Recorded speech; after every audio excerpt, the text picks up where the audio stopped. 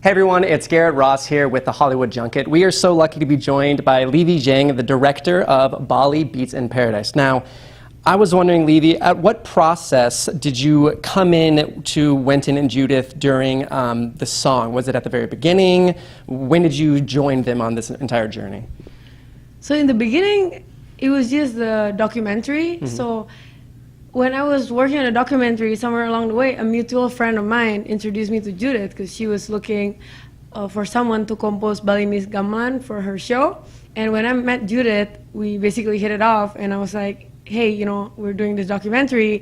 Do you want to be part of it? She said yes. And then after that, I introduced her to Wynton. Mm-hmm. And Wynton has been in the US for 40 years. So he wanted to retire and leave a legacy. So that's how this music video idea came up. And it's something really unique because it's combining funk and gamelan. And before we did the music video, we tried to research for something that's like similar. We couldn't find it. So then we thought, okay, this is definitely we should make this and, you know, make this his legacy before he retire. So did you feel a lot of weight on your shoulders with this being someone's legacy? You know, that's kind of a heavy thing, saying like, this is going to be my legacy that I leave. Did you feel any pressure with that? Well, the pressure was that I had one day to shoot, because the next day Wynton went to Bali and Judith also going out of town. So I have to like not mess up and make this happen within like that one day. So that was, you know, and then, you know, like the Balinese costume, when you change costume, it takes 1 to 2 hours because you change the costume and then you change the makeup, and it's very like complex. So, you know, it's not like, okay, costume change and then 5 minutes later you're shooting. And we started around 6 a.m. and we only have till sunset. So yeah, so that was like, you know, a little bit like, but we did it, so it's good. Just some high pressure there going on kind of thing, but you made it happen, which we're all excited for. Now, what was the biggest challenge that you faced bringing the story to the big screen, knowing it's going to be on the big screen, this is going to be a full-length documentary? What were some challenges that you faced, other than having to film it all in one day, apparently? So the biggest challenge is probably like the lack of sleep. So shooting this has been really fun. It's like vacation with no sleep. And for the Bali Beats of Paradise, the documentary, we film in Bali. And when we have days off, the film crew wanted to shoot. They're like, hey, can we take the camera? They love the project so much that they don't want a day off, you know? So because they're filming, so I'm filming. So everybody just like work every day, even on the day off. So that was a challenge, making sure, like telling them like, it's okay, we can have a day off kind of thing? And they're all like, oh, you know, we should get up at like 4 in the morning, catch sunrise. I'm like, yeah, but we just filmed at like 10, and they're all really excited. I mean, I'm excited too, you know, but I think the biggest challenge was like the lack of sleep during that, you know, few weeks. Lack of sleep is normally a big challenge for all of us. Now, was Queen of the Hill the first time directing a music video? Because I know you've done narratives before.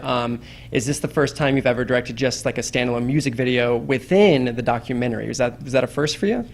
So yeah, generally I do narrative. So okay. Yeah, this is like the first, you know, real music video that was it hard for you? I did another one in school, but that's it.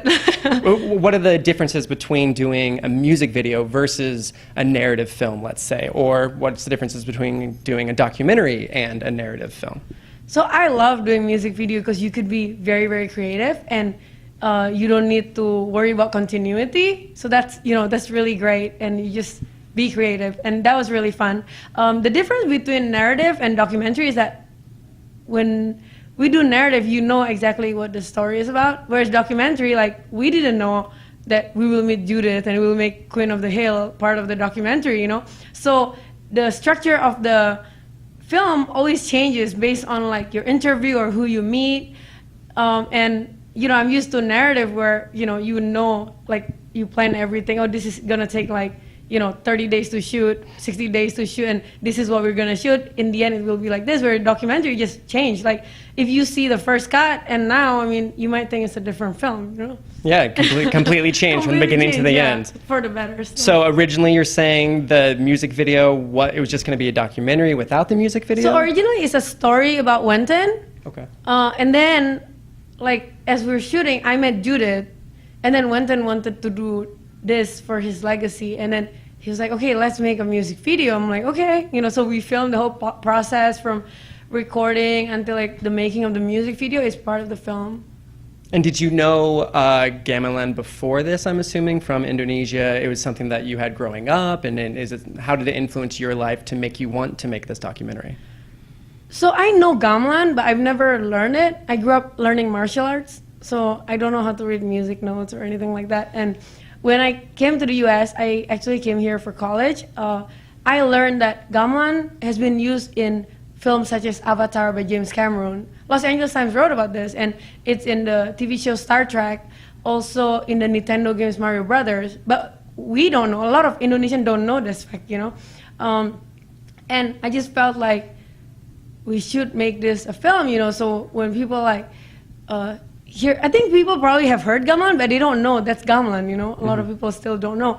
But actually, gamelan is taught in like MIT, UCLA, so a lot of university has it, you know.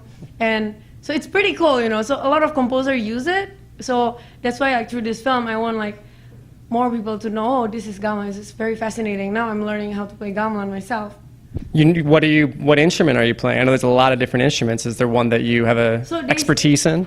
Well, I'm like not expert in anything, but basically when you learn gamelan, you have to learn all. Oh, okay. So yeah, I'm on my first now. So, you know, maybe like in a year I can like play a little bit. So in a year we can come back here and we can set up an instrument and you'll just show us how it's done? Yes. Yeah? I have your word on that? Yeah. All right, so in 1 year we'll be back here. And if not, I'm pretty good at VFX and editing, so. Oh, okay, so you can make it look pretty good.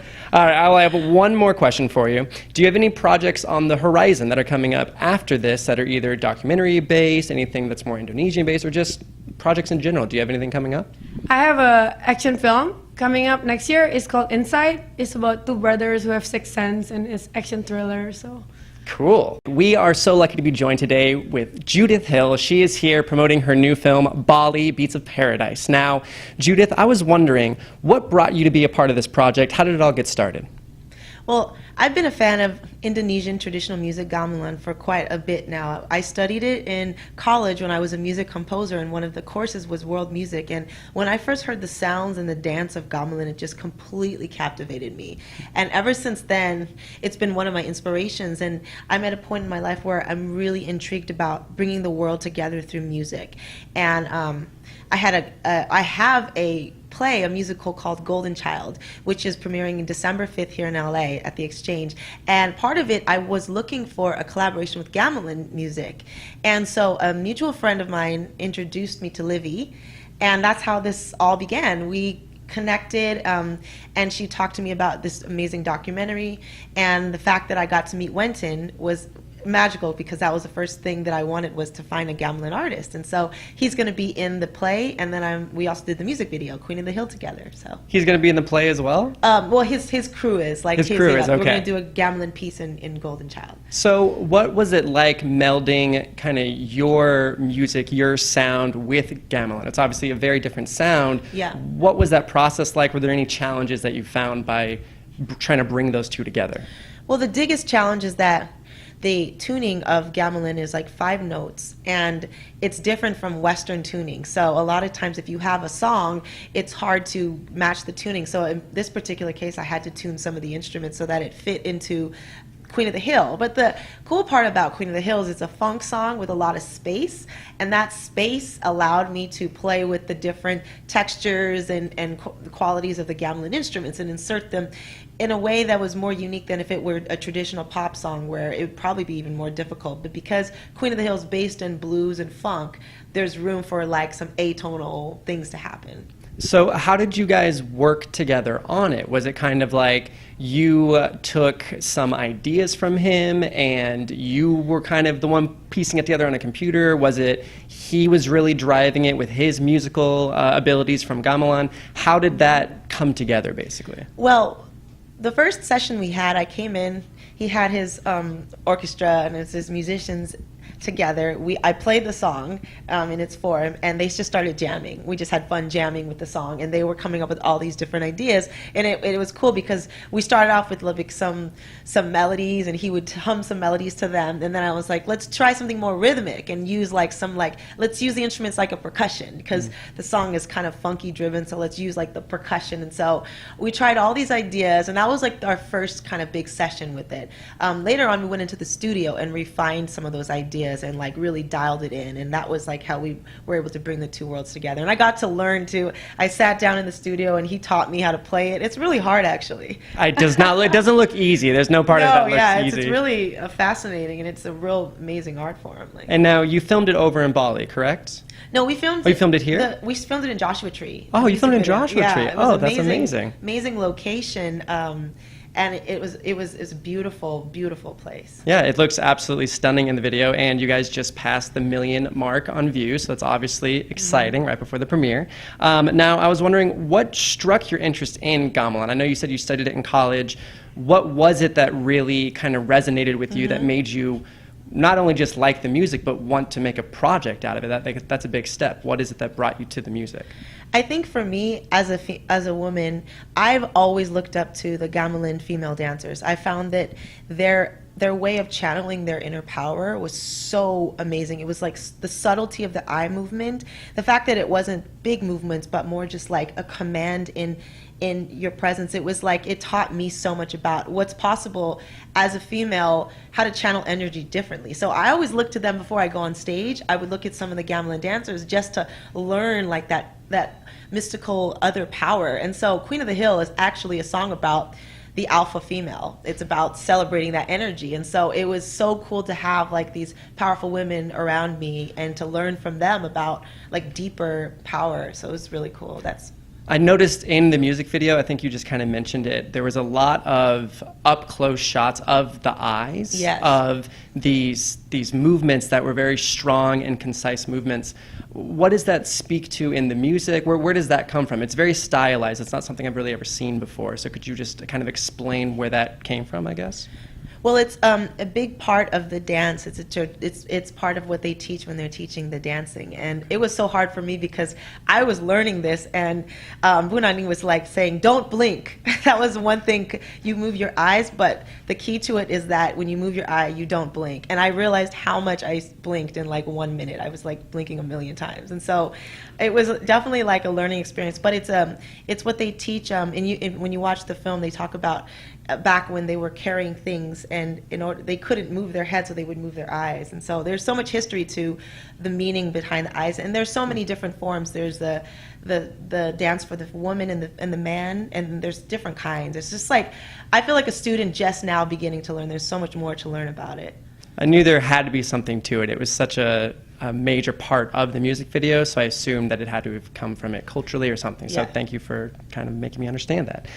Now, my last question for you on this, we're actually going to ask you a few questions on the voice, if that's okay with you. But what sort of challenges did you and Nyaumin have to overcome the final sound? So when you were working together to come up with this sound, what challenges did you have with trying to kind of meld the West style, our Western style of music with this Indonesian Bali sound? Was there any times where it was like, this just doesn't fit, or like, what challenges did you have to overcome?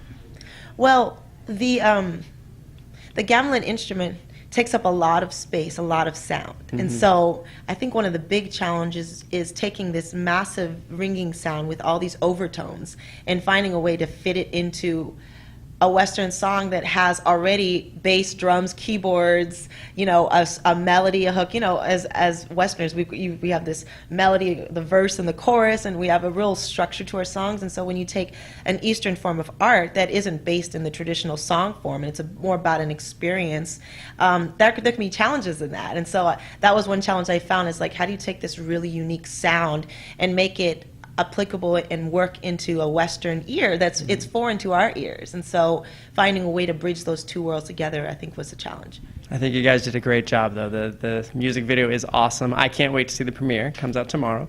Now, I do have a couple questions about The Voice. So you obviously gave an amazing performance on The Voice, performance after performance after performance. Now, you've had the lucky ability to work with people like Prince, like Michael Jackson. Did those artists influence you at all in the music that you're making today? And if they did, how so? What did you take from your experiences with them, and how are you using it today, or like you did on The Voice?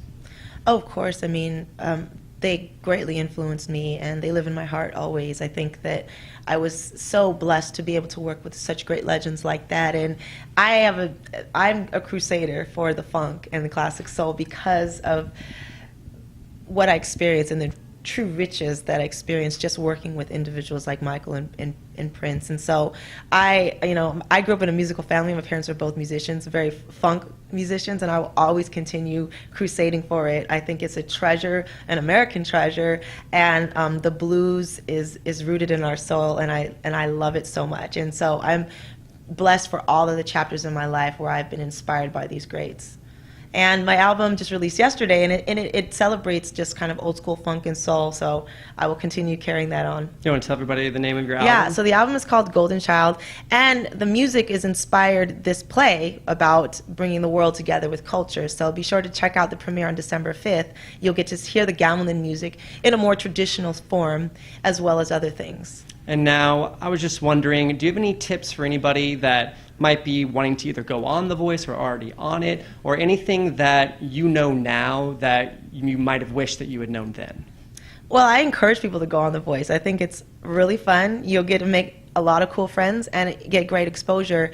I guess my tip would be just be yourself. I think that if you don't know who that is, you'll learn very quickly when you're on that show, because the way that you relate to the audience and the TV, they really attach onto certain qualities of you, and it brings out everything in you. So it's a great way to learn yourself and also to reach your fans. So I encourage everyone to go on that show. And I think it also shows that you don't necessarily have to win The Voice to still have an amazing career afterward, because I mean, you happen to be, a Grammy winner in the room right now, so that's pretty awesome. So thank you so much for taking the time to talk to us, and we are so excited for this movie.